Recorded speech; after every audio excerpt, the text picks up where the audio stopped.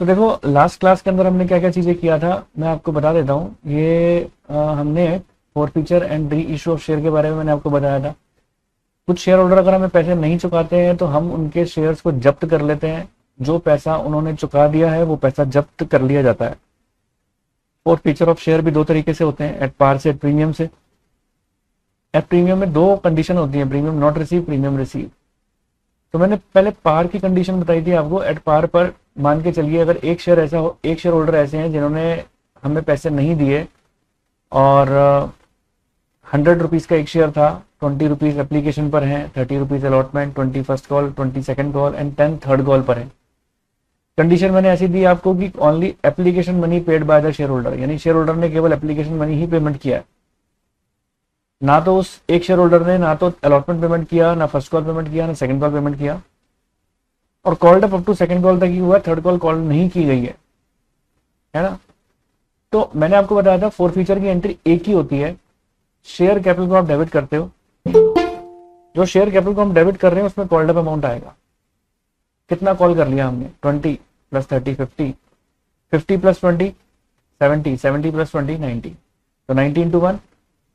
To share allotment, जो जो पैसा नहीं मिला वो सब क्रेडिट होगा, यानी यहाँ पर अपन को अलॉटमेंट का पैसा नहीं मिला, फर्स्ट कॉल का भी नहीं मिला, सेकंड कॉल का भी नहीं मिला, तो to share allotment, to share first call, to share second call. और जो मिल गया वो टू शेयर फोर पीरियड के अंदर आता है। हमें एप्लीकेशन का पैसा मिल गया 20 रुपीज, वो यहाँ पर आएगा 20 इंटू 1, है ना। नंबर ऑफ शेयर 1111 है तो 11 से अपन ने इंटू कर दिया, इसको हो गया।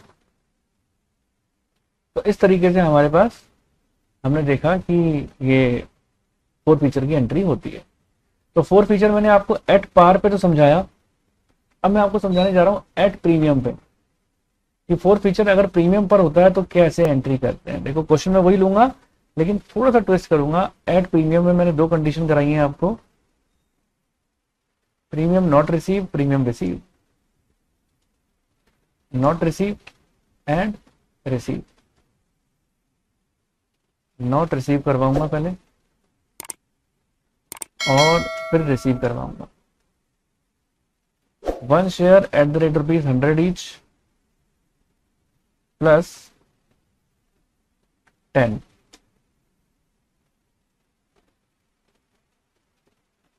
20, 30, 20, 20 एंड 10। तो ये है application, allotment, first call, second call, third call. Question देखो बिल्कुल मैं सिमिलर वही ले रहा हूं। पहला पॉइंट वही लिखवाऊंगा, only application money paid by the share holder. First point क्या है, ओनली एप्लीकेशन मनी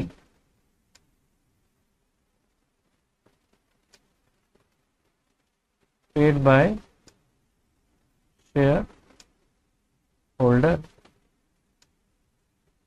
और इसका मतलब ना तो अलॉटमेंट चुकाई है, ना फर्स्ट कॉल, ना सेकंड कॉल। और मैंने आपको यदि याद हो तो बताया था, जब तक क्वेश्चन में कुछ ना लिखा हो प्रीमियम हमेशा अलॉटमेंट पर देते हैं। और सेकंड पॉइंट मैं आपको लिखवाने जा रहा हूं, called up to second call. Called up to second call. अब आप बोलोगे सर आपको कैसे पता लगा कि ये not receive, premium not receive की कंडीशन है। ध्यान से सुनना आप मेरी बात। मैंने कहा आपको केवल ओनली एप्लीकेशन मनी पेड, केवल यही वाली पेमेंट हुई है। सिक्योरिटीज प्रीमियम किसके ऊपर है, अलॉटमेंट पे है। सिक्योरिटीज प्रीमियम किसके ऊपर है, अलॉटमेंट पर है। अब अलॉटमेंट नहीं मिली तो इसका मतलब प्रीमियम भी नहीं मिला। अलॉटमेंट मिल जाती तो प्रीमियम भी मिल जाता, नहीं होता है। इससे मुझे पता लग गया कि प्रीमियम नॉट रिसीव्ड है। अगर लिखा होता application and allotment money paid, तो अगर अलॉटमेंट मिल जाती तो मैं मान लेता प्रीमियम भी मिल गया, या फिर प्रीमियम एप्लीकेशन पर होता तब भी मैं मान लेता कि प्रीमियम मिल गया। लेकिन यहां पर क्या चीज है, अभी हाल फिलहाल अगर मैं इस पॉइंट की बात करूं तो अलॉटमेंट नॉट रिसीव, तो प्रीमियम अलॉटमेंट के ऊपर होता है तो ये भी नहीं रिसीव हुआ हमको, है ना। तो ये बात आपको सबको समझ में आ चुकी है। अभी हाल फिलहाल ये क्वेश्चन सिक्योरिटीज प्रीमियम का है, सिक्योरिटीज प्रीमियम नॉट रिसीव का है। अब इसके अंदर देखो, मैं एक नोट के रूप में एक बात लिखवाने जा रहा हूं, पहले उसको लिख लो फिर क्वेश्चन के साथ समझाऊंगा। As and when securities premium is not received,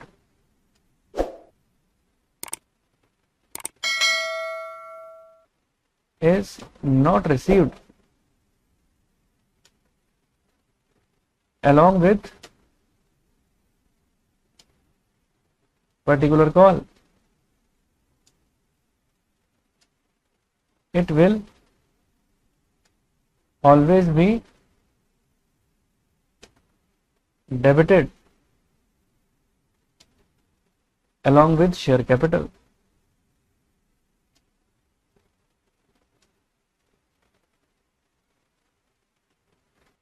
देखो मैंने आपको क्या एंट्री समझाई थी। सबसे पहले अपन क्या काम करते हैं, शेयर कैपिटल अकाउंट को डेबिट करते हैं शेयर कैपिटल अकाउंट डेबिट। जो जो चीजें नहीं मिली उनको क्रेडिट करते हैं, ना तो अलॉटमेंट मिला, ना फर्स्ट कॉल मिला, ना सेकंड कॉल मिला।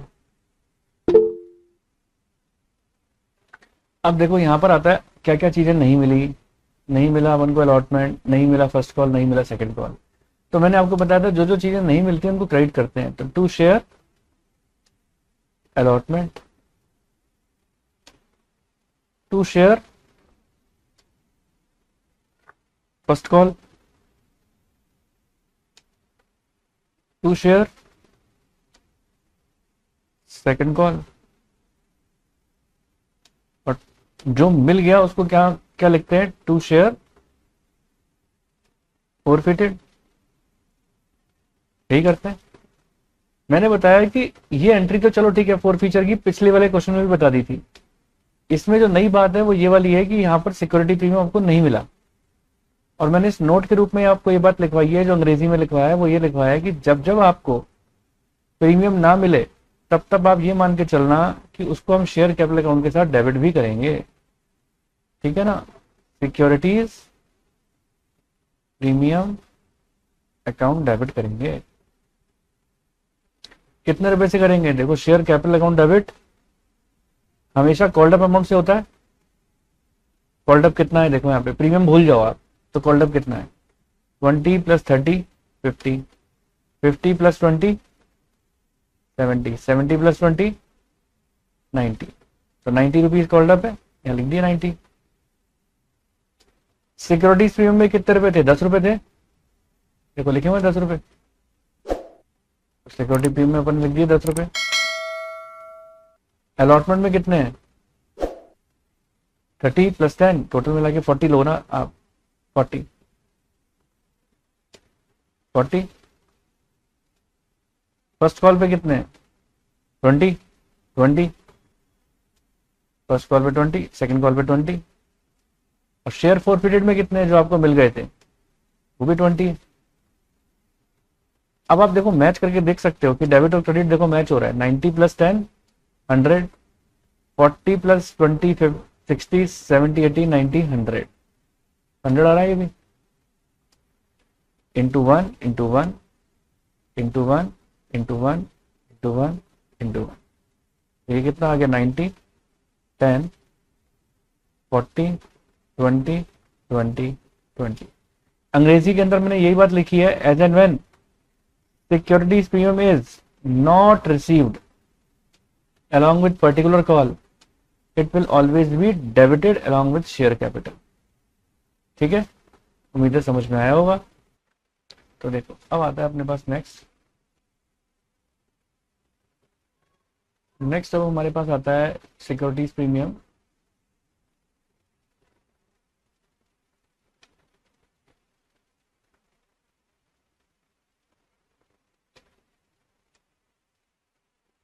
Securities premium received,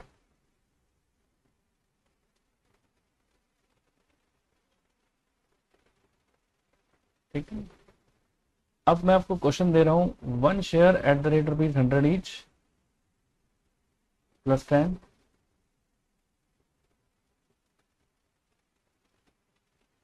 20 30 20 20 10। Application, allotment, first call, second call, third call. 10 rupees premium यहाँ पर है। और अब की बार मैं आपको बोल रहा हूँ application and allotment money receive. देखो application and allotment money receive, ठीक है। सेकंड है called up to second call, called up to second call. चलिए आगे बढ़ते हैं। अब देखो इसके अंदर क्या चीज है, ना तो फर्स्ट कॉल मिला ना सेकंड कॉल मिला, तो सबसे पहले आप क्या काम करने वाले हो, सबसे पहले हम इसमें एक नोट डालने वाले हैं। फिर वो नोट का मतलब क्या है मैं समझाऊंगा आपको। As and when securities premium is received, as and when securities premium is received along with particular call,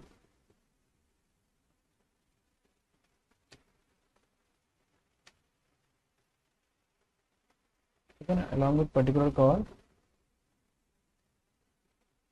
we will ignore securities premium,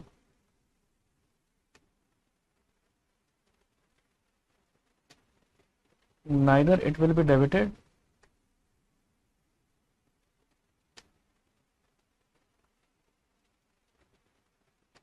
nor it will be credited, ठीक है। चलो बढ़ते हैं आगे। अब इस क्वेश्चन के रिगार्डिंग अगर मैं बात करूं तो सबसे पहले तो शेयर कैपिटल अकाउंट डेबिट हो जाएगा, शेयर कैपिटल अकाउंट डेबिट। क्या क्या नहीं मिला इस क्वेश्चन के मुताबिक देखूं तो मुझे फर्स्ट कॉल भी नहीं मिला, मुझे सेकंड कॉल भी नहीं मिला। To share first call,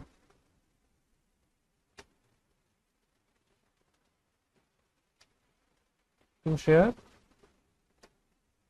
second call, ठीक है। और जो मिल गया वो कहां पर आ जाएगा, टू शेयर फोरफिटेड।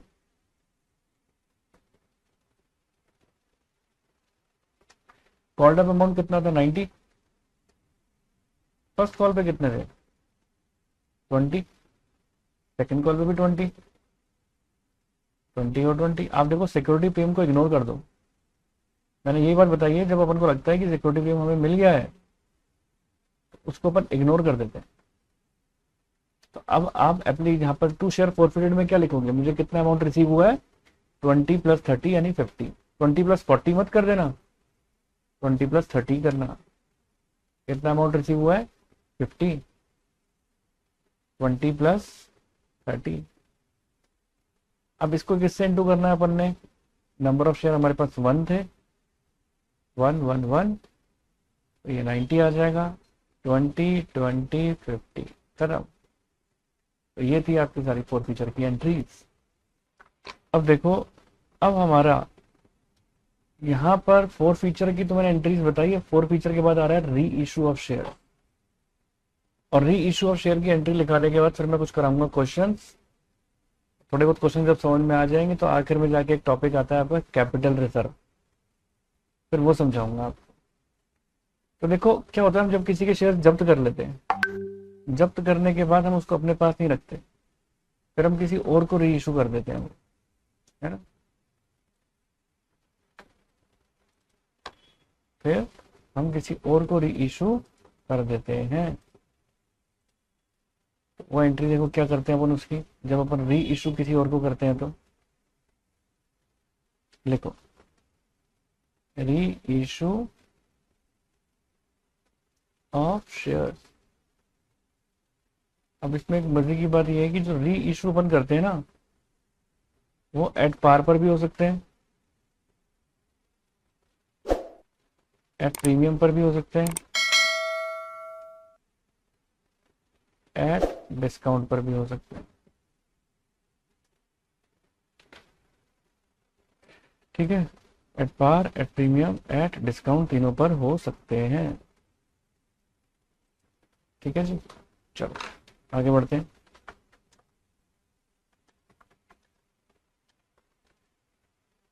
आगे बताता हूँ।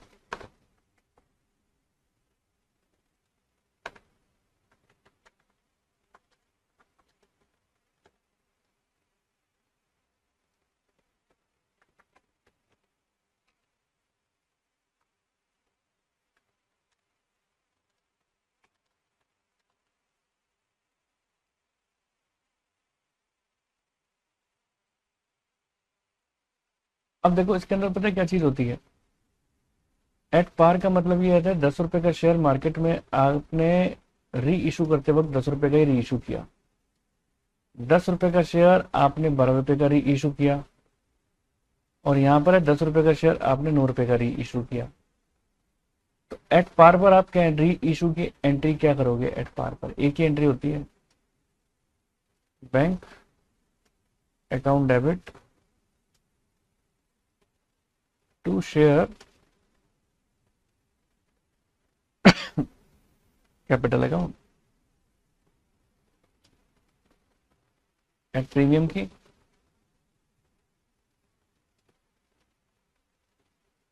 Bank account debit to share capital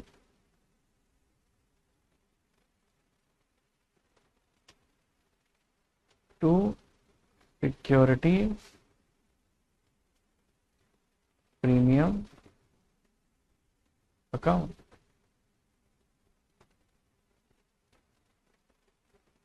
और एट डिस्काउंट पे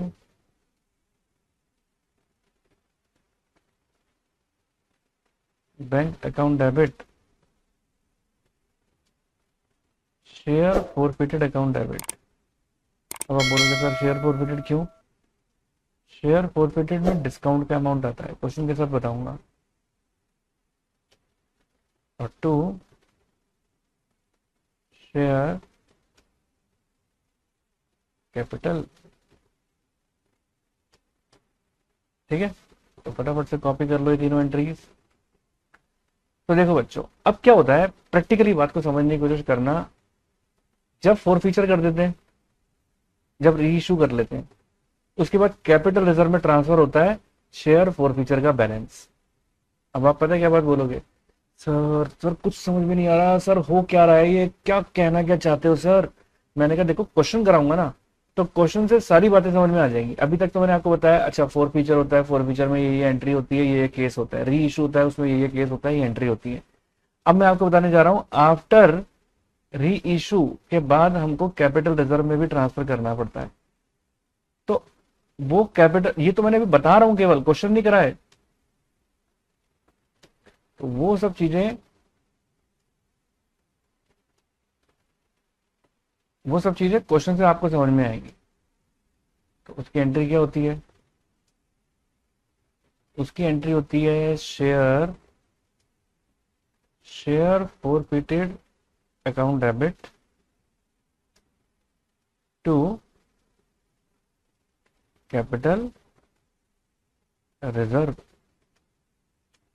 ठीक है, share forfeited account debit to capital reserve. अब सवाल ये उठता है, सबसे बड़ा प्रॉब्लम ये है कि सर इसका अमाउंट कैसे निकालेंगे, है ना? अब इसका अमाउंट निकालने के लिए मैं फॉर्मूला लिखवा रहा हूं, लेकिन वो याद रखना, फॉर्मूला लिखोगे तो सही, लेकिन वो तुम्हारी समझ से बाहर हो जाएगा। बिल्कुल चिंता मत करना, बस तुम चिपकाते जाना, क्योंकि मुझे पता है तुम लोग चिपकाने में माहिर हो। चिपका तो लेना।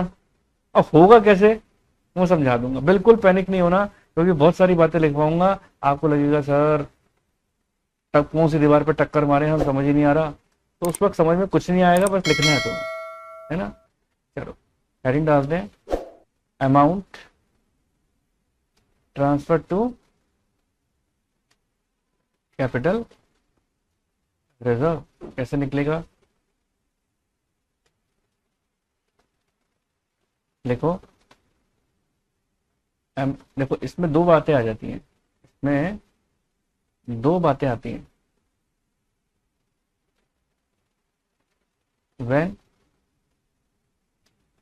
forfeited shares, sorry forfeited नहीं, when a reissued share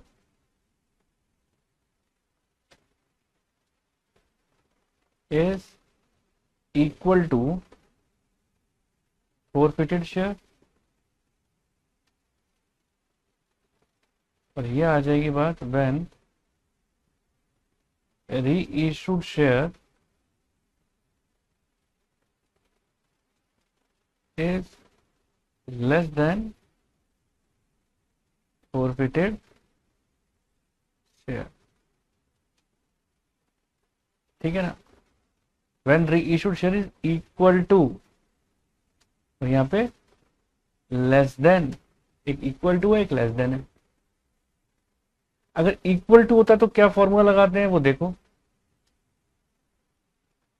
amount of share forfeiture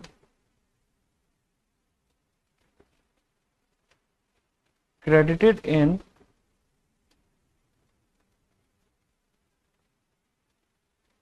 forfeiture entry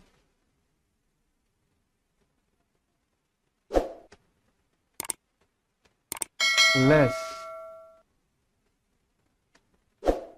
amount of share forfeiture debited in reissued entry।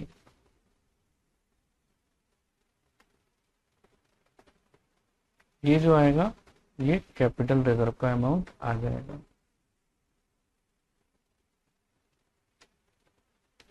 और इसके नीचे लिखो एक्सप्लेन लेटर विद एग्जाम्पल। इसको मैं लेटर ऑन एक्सप्लेन करूंगा विद एग्जाम्पल, ठीक है। तो चलो उम्मीद करता हूँ यहाँ तक सभी बच्चों को अच्छी तरीके से बातें मेरी समझ में आ गई होंगी। तो उम्मीद करता हूँ आप लोगों को मेरा वीडियो अच्छा लगा होगा, पसंद आया होगा। मेरा वीडियो अच्छा लगा, पसंद आया तो इसको लाइक कर देना, चैनल पे नहीं हो तो सब्सक्राइब कर देना और अपने फ्रेंड सर्कल के साथ ज़्यादा से ज़्यादा शेयर कर देना। तो जल्द से जल्द मिलते हैं अपने नेक्स्ट वीडियो के साथ, तब तक के लिए ओके टाटा बाय बाय।